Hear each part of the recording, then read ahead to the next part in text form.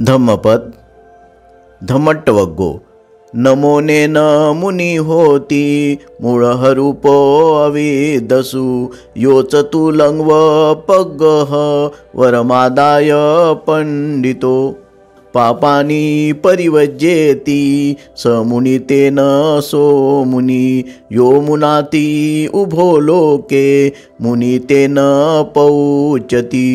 केवळ मौनाने अविद्वान मूढरूप माणूस मुनी होत नाही। जो पंडित जणू काय तागडी घेऊन चांगल्या गोष्टी ग्रहण करून पापे टाकून देतो त्यामुळे तो मुनी होतो।